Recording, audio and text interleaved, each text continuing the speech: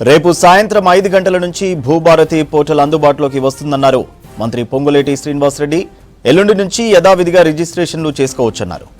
సాంకేతిక పరంగా లేటెస్ట్ వెర్షన్తో ఇంకో పోర్టల్ అందుబాటులోకి తెస్తామన్నారు.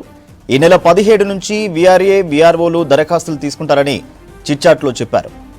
మొదట 3 జిల్లాల్లోని 3 మండలాల్లో పైలట్ ప్రాజెక్టుగా భూభారతి అమలు చేస్తున్నామన్నారు. జూన్ 2 లోపు పూర్తి స్థాయిలో భూభారతి అందుబాటులోకి ఉంటుందని చెప్పారు మంత్రి. ఒకేసారి అమలు చేస్తే తప్పుల సవరణ చేయడం కష్టమవుతుందన్నారు.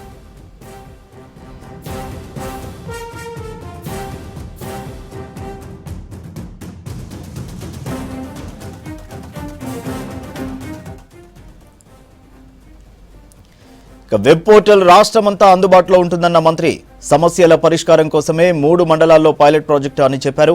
పైలట్ ప్రాజెక్టుగా అమలయ్యే గ్రామాల్లోని సమస్యలపై మాన్యువల్గా దరఖాస్తులు తీసుకుంటామన్నారు. ఇందుకోసం హైదరాబాద్ నుంచి అడిషనల్ కలెక్టర్ స్థాయి అధికారులను పంపుతున్నామన్నారు. తాము అధికారంలోకి వచ్చే నాటికి 2,45,000 దరఖాస్తులు పెండింగ్లో ఉన్నాయన్నారు. ఆ తర్వాత మరో 3 లక్షల దరఖాస్తులు వచ్చాయన్నారు. ఏ నెల అప్లికేషన్ ఆ నెలల్లోనే పరిష్కారం చేయాలనే ఉద్దేశంతో ముందుకు పోతున్నామన్నారు. భవిష్యత్తులో ఎవరు అధికారంలోకి వచ్చినా ఈ చట్టం అమలు చేసే విధంగా అందుబాటులోకి తెస్తున్నామన్నారు పొంగులేటి. ధరణి పేరుతో జరిగిన అక్రమాలను ప్రజల ముందు పెడతామన్నారు. భూభారతితో ప్రజల భూములు తీసుకుంటారని కొందరు తప్పుడు ప్రచారం చేస్తున్నారన్నారు మంత్రి. నోరుంది కదా అని ఏదంటే అది మాట్లాడుతున్నారని ఫైర్ అయ్యారు.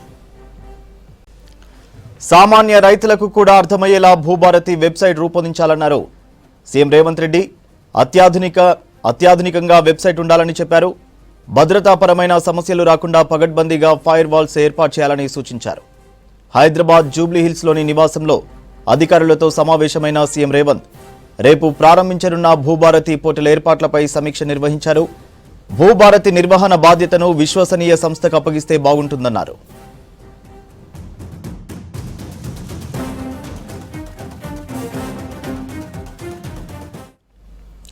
సామాన్య రైతులకు కూడా అర్థమయ్యేలా భూభారతి వెబ్సైట్ రూపొందించాలన్నారు సీఎం రేవంత్ రెడ్డి. అత్యాధునికంగా వెబ్సైట్ ఉండాలని చెప్పారు. భద్రతాపరమైన సమస్యలు రాకుండా పగడ్బందీగా ఫైర్ వాల్స్ ఏర్పాటు చేయాలని సూచించారు. హైదరాబాద్ జూబ్లీ హిల్స్లోని నివాసంలో అధికారులతో సమావేశమైన సీఎం రేవంత్ రేపు ప్రారంభించనున్న భూభారతి పోర్టల్ ఏర్పాట్లపై సమీక్ష నిర్వహించారు. భూభారతి నిర్వహణ బాధ్యతను విశ్వసనీయ సంస్థకు అప్పగిస్తే బాగుంటుందన్నారు.